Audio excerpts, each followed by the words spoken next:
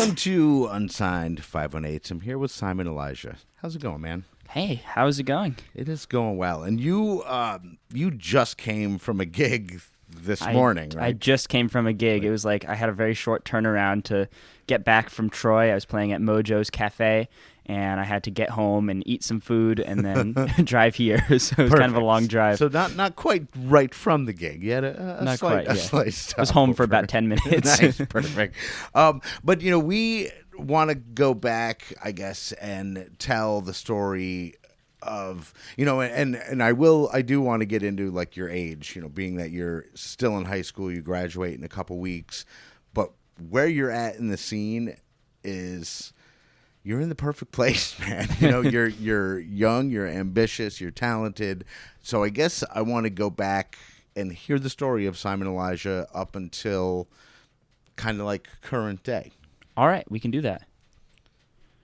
Okay, so I guess when I was really little, like my parents always tried to have some form of music in my life. When I was, like 3 or 4, they started me in this program called Music Together.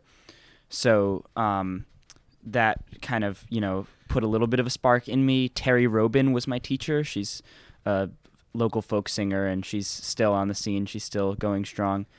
But yeah, that was kind of like my first exposure to music when I was really little. And was that something, because a lot of the times there, or not a lot of times, but there's differences. There's parents that get their children into music because the parents want them to, or there's some that just see that like interest in it. Like, did you have like that? Just were you banging on drums or like singing songs when you were a kid? I think my parents might have wanted to have musical kids because I was definitely banging on pans and I wanted to play the drums when I was little. But neither one of my parents are musicians at all. Like they might have played stuff a little bit way back when, but like my sister and I are the only musicians in the family, so I think they kind of wanted that for us. They wanted to have music in the house, and they definitely do have that now. Right. And when I was in elementary school, like 3rd or 4th grade, I picked up clarinet because that's the instrument I chose to learn in school. I had wanted to do drums for a long time, but then clarinet, I liked it because it had a lot of buttons, but like the saxophone was too heavy for me, so clarinet it was. See, I was the opposite. My first choice was saxophone, and I was a little asthma kid. So I was like, my mom was like, no, I'm not like, we take you to get shots twice a week and like all these breathing treatments and you're not playing. So I ended up playing drums. Drums, yeah. Well, yes, I played clarinet. I don't know. I was pretty good at it for like a 3rd or 4th grader, but I was never really into reading music. I was never really into the stuff we were playing. I also did, chorus and, regular music class at the same time. Right. And I had a good teacher and stuff. I would always like to learn stuff on the side, and I'd always just been good at playing stuff by ear, whatever pop songs I was hearing on the radio.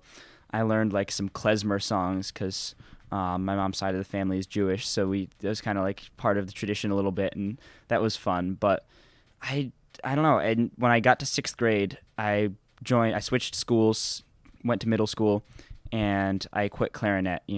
Band in middle school was much bigger. It was like too loud for me. I just didn't like the stuff we were playing. I just wasn't enthusiastic about it. So I quit band. I convinced my parents to let me quit band. And then I joined chorus, and I also started taking guitar lessons. Okay. And how old were you with the guitar lessons now we're talking? That was in 6th grade. So, I don't know. I'm like super old, so I don't even know how old the 6th grade would be. Like 11 or 12. Okay. I don't know, something like that. So like taking the lessons, now was that something that, coming out of like, learning the clarinet and being in music class and then taking the lessons, was that something that you found was good to have that structure, or was it still a little bit like restricting the guitar lessons? Oh, totally. So my parents like still wanted me to have some type of music in my life. So they were like, well, I know this person who does guitar lessons. That person was Kathy Winter, local folk singer. She's, played at Cafe Lena. She toured back in the day. And I started lessons with her, and I got to be honest, at first I hated it. Like, she's a great teacher, but like the stuff I was learning, just the basic like curriculum or whatever, was just like these classical pieces where it was just like a little finger picking and plucking and stuff. And I was just bored out of my mind with that. Like, I just wasn't into that shit. And then I started discovering songs with chords, and I was like, oh, I can just like strum these chords and play to whatever song. I don't really remember what the first song is, but I realized that I could play songs that I liked. And then even then, like, I still don't think it really took hold until high school, really. Like, I didn't start taking it seriously until a couple of years ago. So, learning clarinet's obviously a very different instrument It is, than yeah. guitar. But are there, and I mean, I honestly don't know the answer, but are there like similarities with like structure and notes and chords? Like, with all those buttons on a clarinet, like I mean, music is music, but clarinets are weird. They're like tuned to a different key or something.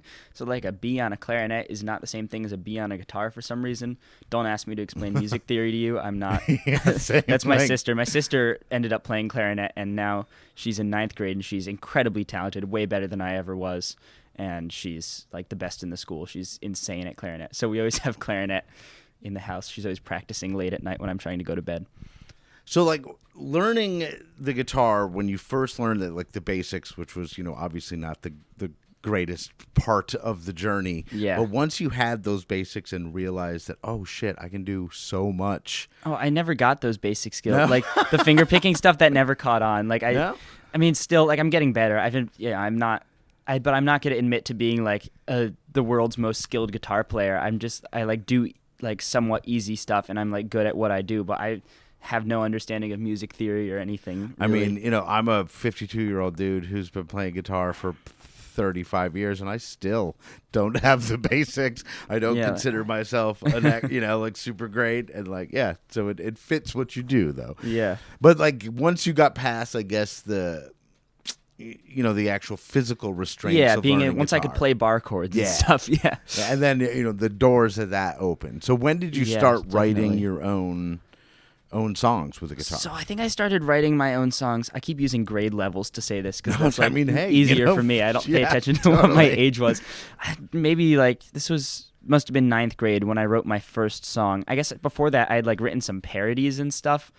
But the first song I wrote, I kind of started with like funny music, like comedy music, kind of inspired by like Loudon Wainwright and stuff like that. And he's a guy like dead skunk in the middle of the road. So that was kind of my inspiration at the time. And the first song I ever wrote was called South Texas Sea. And it was a song about how Americans are bad at geography and kind of a play on how U.S. maps put Hawaii and Alaska in the ocean little corner, below it. Yeah. So like a little bit political, a little bit it's just like a funny song. It was a very bad song, but after that I wrote a song about toilets in the Adirondacks, and I wrote a song, then I started writing some more serious songs, but it kind of took some time to work up the bravery to like write a serious song that was like emotional in some way. And did you like learn a bunch of cover songs? Like a lot of people, I mean myself included, like I went through learning a bunch of cover songs. And absolutely. I learned so many covers first. Like I would have these big binders, like these big 3-ring binders of just chords printed out. So I was learning, Eagles, Tom Petty, Loudon Wainwright, like all across all genres. And I think my like first time ever like performing at all, if you could call it performing, was jamming with my uncle at Thanksgiving and just like family gatherings. So I would do that and I'd play music for the family. I'd like bring my binder and like plan out which covers I was going to play. And, I would play those originals that I'd written. And then from there, my next performing experience a couple years later, I started having these live stream concerts on YouTube. So I started a YouTube channel. I would, tell all my friends like, hey, I'm having a live stream concert at 7 on Saturday. Show up. So my friends and family would show up in the comments and I'd play some songs. And yeah, so that was kind of my first time like ever performing. But that was mostly covers. Right.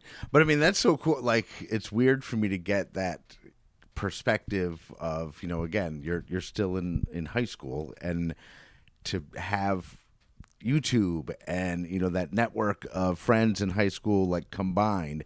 Do you find that gave you, like, enough of a boost in confidence to have, like, your homies supporting you and showing up and, like... Yeah, I guess there's just a nice, like, I have, I've built up a good group of friends over the past couple years, And also, I met people through school, just like my teammates. I run track and cross country, so they would like show up to these live streams. My family, they've just always been supporting me, and that, I guess that kind of, they encouraged me to keep writing songs. Right. And I just started to write more original songs, and then eventually ended up where I am now. And so, like, as far as gigs, doing the booking and the finding the gigs and everything, again, it's kind of out of my own just personal curiosity, which I guess all my questions are realistically. Do you do all your own like booking? I do all my own booking.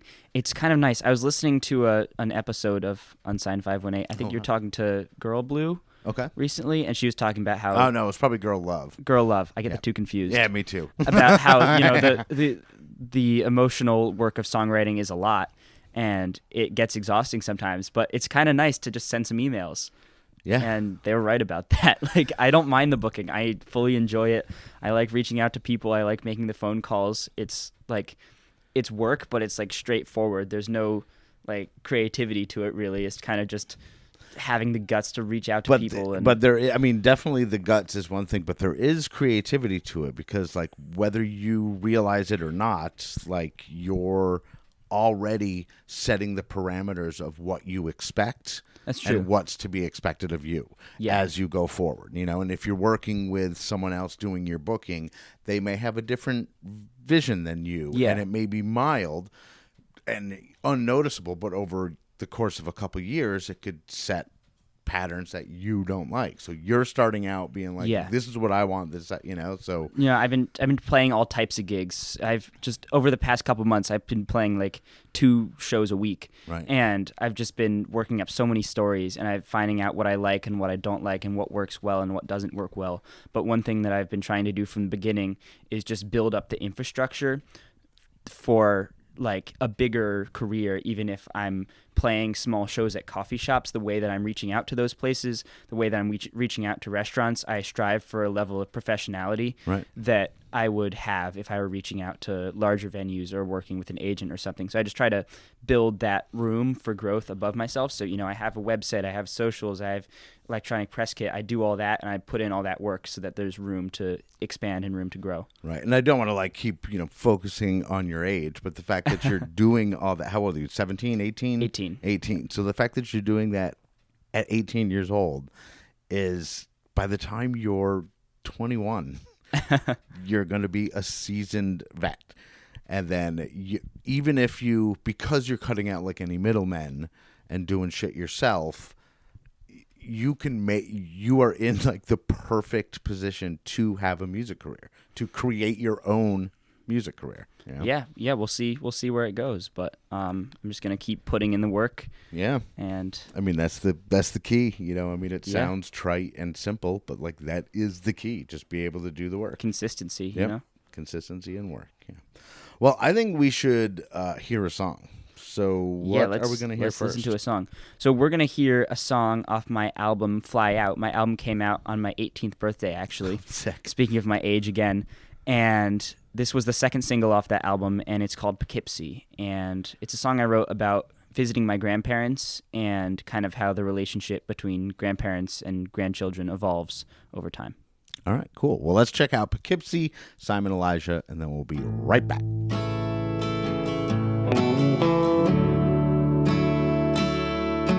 I used to call you on the phone every day, sometimes twice.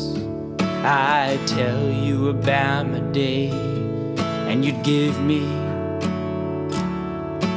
your advice. You took me under your wing till you taught me how to fly, and I sure did fly away after a while. Well, the days are long, but the years fly by. I'm 18 and you're 75, so put me on a train to Poughkeepsie. Get a ticket right out of Albany. Like an eagle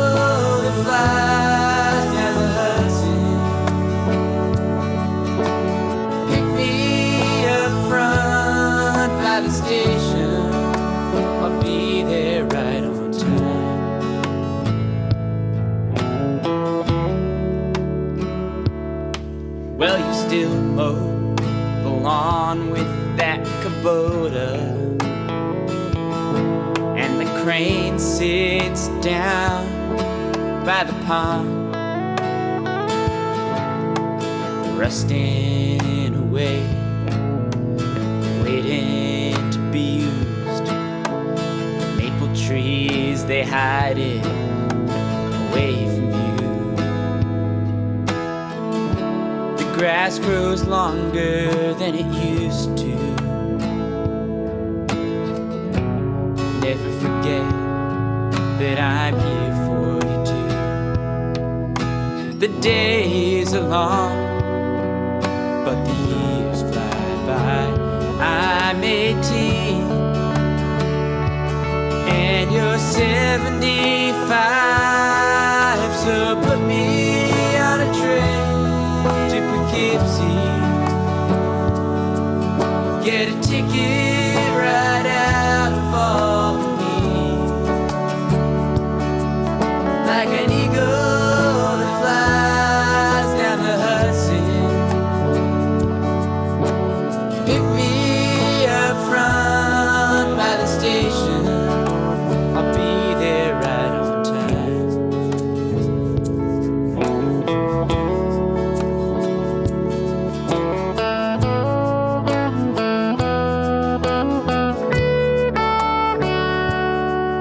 Anytime, anywhere, call me, I'll be there. Anytime, anywhere, call me, I'll be there. Anytime, anywhere, call me, I'll be there. Oh, I'll be there.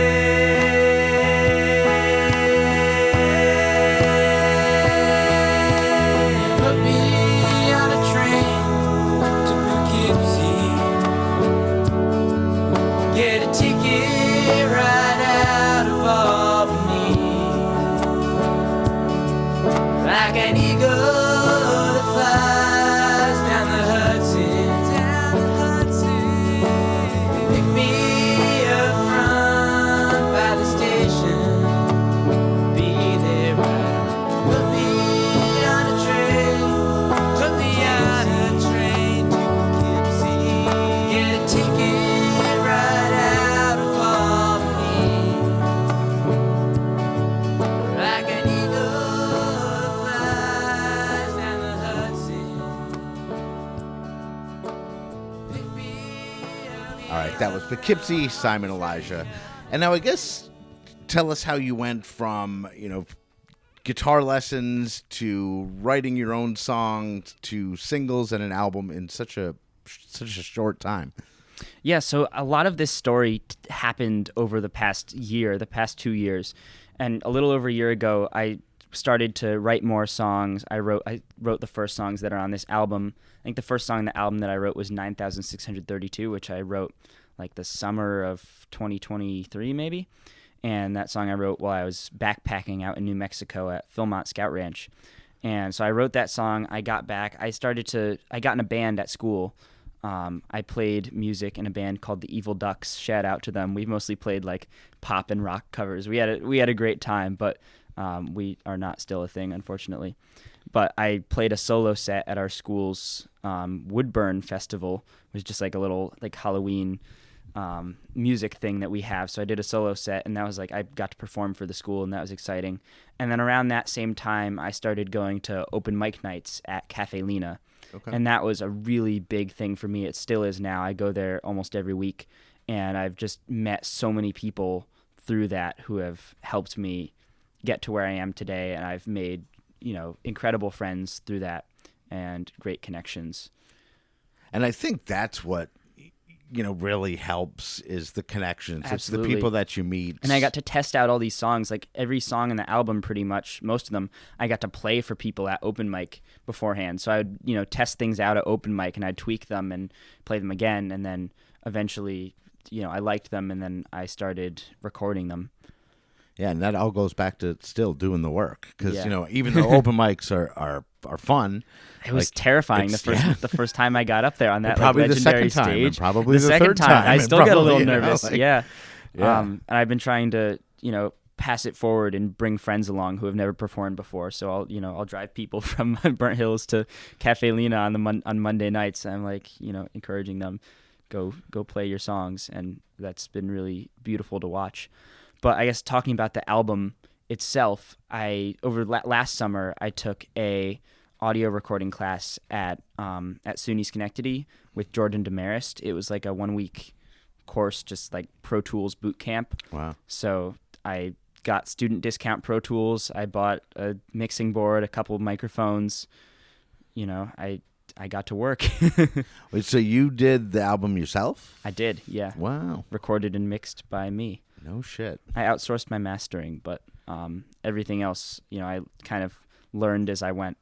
Wow. That's it. And I mean, that's, again, shows work because, as a lot of people know, as most musicians know, the behind-the-scenes stuff, the mixing and producing and Pro Tools and all that. So much work. It's so much work. It takes It's so long. much Especially work, when you and don't it's know what like- you're doing. Yeah. It's so much work, and it's not... you don't get that instant gratification, I guess, that you get with a No. guitar. Because a guitar, even if you've never played a note, you can, strum something and you're like, Yeah. ooh, that's a little Pro Tools, like something. at first, especially, there's so much frustrating stuff. It's like, oh my God, I can't even get like the app to open. Like, Right. why isn't it opening? Right. Like the playback engine, I was like, fuck this. And it's Yeah. just like, And there's it's like, you're like, horrible. I don't even know where to begin. Luckily, I to, had like some friends who knew how to use Pro Tools, and Jordan, I'd be like texting them. I'd be like, so hey, how do I set my playback engine? And then like Google, I just like Google this, like Right. YouTube videos, like how do I do this? And it's just one thing at a time. It's a lot, and I learned a lot during that class, but it was still only like 4 days. So Right. Oh, Jesus. you can't learn everything in 4 No, days. it So took I me had a to year. teach myself so It much. took me a year. And I'm still learning, but throughout the course of making this album, I learned to use Pro Tools, and the stuff that I've recorded like since putting out the album is even better. But I'm proud of what I was able to do with Fly Out. Right. And what do you like? For other young musicians or old musicians that are just starting to get into it and putting out their stuff, because I always say, put it out. Like, just put it out. Yeah. You have to be. Not that you have to look back at music you've made with like, ooh, I'm embarrassed of that, but you have to advance. And Yeah. to advance, you have to start somewhere where you have to look back and say, oh, okay, I could probably do something different here. Now, if someone's just getting into music, what would you say about just releasing something? So, I mean, of course, I'd advise you to be smart about it. Don't just like put it out and hope something happens, because that's not going to work. Like the first single, 9,632 that I put a lot of work into promoting it, and I was able, if it has thousands of streams now. And think of like creative ideas to promote your music. One thing I did was Philmont Scout Ranch, like the Boy Scout camp that inspired that song. I sent it to them. I was like, hey, do you mind reposting this on your Instagram? They did. Then it got a couple thousand listens.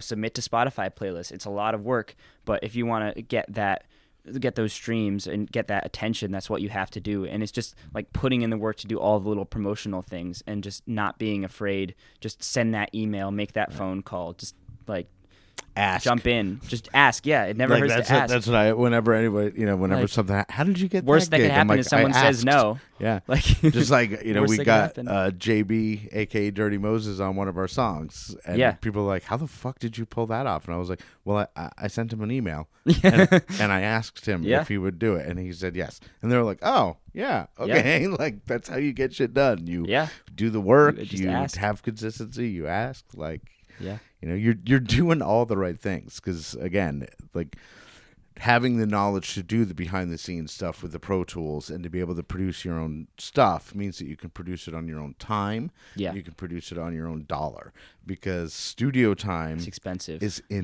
insanely expensive. And that, like hiring musicians and stuff. I was recording stuff myself. Some little Easter eggs you might notice on the album. Like everything is me. Like except for some tracks. There's some electronic wind instrument, some EWI tracks, which is basically just like synth violin and bassoon, and there's some like stand-up bass from So and Keener, who's someone I met through Cafe Lena open mic, who's actually my friend's dad as well. So he recorded some of that, but I recorded like any percussion on there. It's pretty minimal, some shakers, some stomp box because I didn't have a kick drum, just like using that, and it was fun to be creative. And it's a lot of work to record, produce, and write, and play shows, and do all my own booking, but it's kind of nice in a sense because there's plenty of stuff to do that I don't get burnt out of doing one thing easily. And then still, I kind of move in phases. I'll be like, for 2 weeks, I'll be like, okay, I'm recording stuff. And then I'll just have like a 1 week kick where I'm like, okay, this week I'm sending booking emails. So I kind of get in the mindset. Yeah. And then you get to choose when you do it. Yeah. And what you're doing when, which is really going to pay off in dividends down the road, starting absolutely. now with running your own shit. So we should play another song. Yeah, we should. What do we want to play? All right, we're going to play Ride With Me, and I want to play this one because I'm graduating in a couple weeks at the end of June. I wish it was sooner, but it's almost here. It's almost here. So I feel like everybody, the summer after senior year, has like their thing that they do a lot. And I have some friends who graduated last year who like spent way too much time fishing, and like people have like that hobby where they're like leaving home because there's kind of like not as much to do. It's not like you have like summer homework or anything. Like, right. If you don't have a job, people just like, so, playing music's going to be one of those things for me. But the other thing is going to be riding my bike. I just got a new bike as an early graduation gift from my parents, and I'm super excited to take it out for a bunch of rides. So we're going to play the song Ride With Me, which I wrote about going for bike rides with my dad during the pandemic. Okay, cool. Well, let's listen to Ride With Me, Simon Elijah, and then we'll be right back to wrap it up.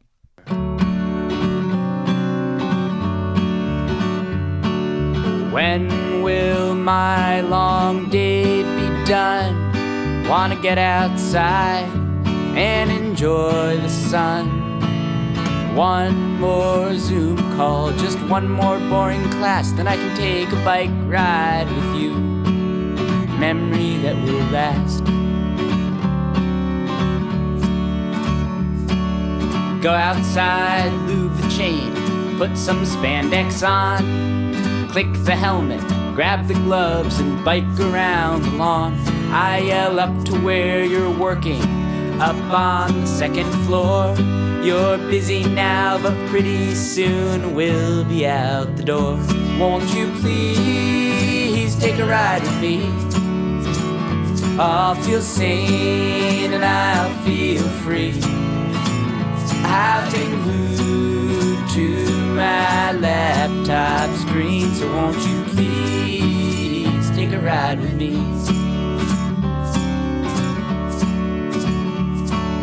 Cross the road and hug the shoulder line, one by one as we're pedaling in time. Past fields of hay, fields of soy, every kind of grain. Up a hill, coast on down, then back up again. Past water towers, neighborhoods, rivers, streams, and ponds. Shady forests, quiet lanes, and pastures full of rocks. We get flat tires, brake malfunctions, we get aches and we get sore. But nothing stops our team of two from riding a little more. Won't you please take a ride with me? I'll feel sane and I'll feel free. I've been glued to my laptop screen, so won't you please take a ride with me? As we pedal through our afternoon, we make plans for bigger rides. We could crank all the way to Canada, maybe bike the Great Divide. Along the Blue Ridge Parkway, 100 miles, maybe 2. Even though the journey's hard, I'd do it all with you. Won't you please take a ride with me? I'll feel sane and I'll feel free.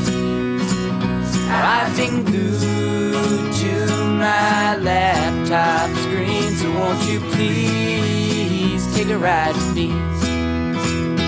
Won't you please take a ride with me? I'll feel sane and I'll feel free. I've been glued to my laptop screen, so won't you please take a ride with me? That was Ride With Me, Simon Elijah. And Simon, I want to thank you so much for taking time out of your busy Sunday, playing a show, and then coming right here. The weekends are busier than the weeks these days. Like right. I'm playing all these shows on the weekend after school, and then I go into school, and like all my AP classes are done, so we're just like sitting around the whole time. So I mean, I'm like way ahead on all my booking. So like school is your chill time. Yeah, school is my chill time for a couple more weeks. A couple more weeks. But before I send you on your way, I want to give you a chance to say what I refer to as your gratitude. So microphone is all yours. Yeah, I came prepared with a list. So let's see. I don't know what order I want to do this, but it was like midnight last night, and I was thinking like, oh, I have to do my gratitudes. So first, I want to thank you, Andy, and Unsigned518, as well as the whole like local music scene. Everybody, Metroland. I just did an interview with them, so thank you to TJ Foster for doing that, and just all the wonderful people I've met through the local music scene. And I'm going to be sad to leave it next year. I'm going to college in Connecticut, so I'll be coming home and playing shows. I'm looking forward to that. I want to thank all the other artists I've collaborated with, Ellie and Francis, who go to Skidmore. They're in a band called Question of the Century. We played some shows together. I just got done playing a show with Skylar Aaron this morning. She's been incredible. Soen, who recorded stuff on my album, and also his band, Shannon Tea and the Troop, and Shannon, like just so many wonderful people. I want to thank Reese Fulmer at Cafe Lena specifically, as well as all the other people at Cafe Lena I've met. Reese has just been an incredible mentor to me. I also love his music, so check out his music. So he's just been super helpful, and all the other people I've met at Cafe Lena have really, I don't know what else to say. Of course, I need to thank my parents. My dad has driven me to countless gigs, and my mom co-writes songs with me. So some of the songs on Fly Out were co-written. Whale Watching in Maine, she wrote the words for that one, and a lot of other songs since then we've written together, and that's been really wonderful to work with her. I want to thank anybody who I've written a song about, whether they know about it or not. I want to thank Eric Ayat. I'm sorry if I pronounce his last name wrong. He mastered my album and did a great job doing that. And lastly, we didn't talk about this in the interview at all. I guess I left this out of the story. The first song that I wrote that kind of took off, that inspired me to take this music career more seriously, was a song I wrote called Can Opener Bridge, about the infamous railroad bridge in Glenville that takes the tops off all the trucks. Oh, right. So I owe my music career to the Glenville Bridge, and above all, I want to thank the Glenville Bridge for what it's done for me. And yeah, that's it. That was a long gratitude. All right. Well, he is Simon Elijah. I am Andy Scullin. This is Unsigned518. See you on the road. Unsigned518 is produced and hosted by me, Andy Scullin. New episodes are available every week wherever you stream podcasts. If you would like to help support the show, please like and subscribe wherever you are listening. Or you could buy me a coffee at buymeacoffee.com/unsigned518. If you would like to advertise on the show, send me an email at unsigned518@gmail.com. And to be a guest on the show, reach out to me through Instagram at unsigned518. Take care of one another, and I'll see you next week.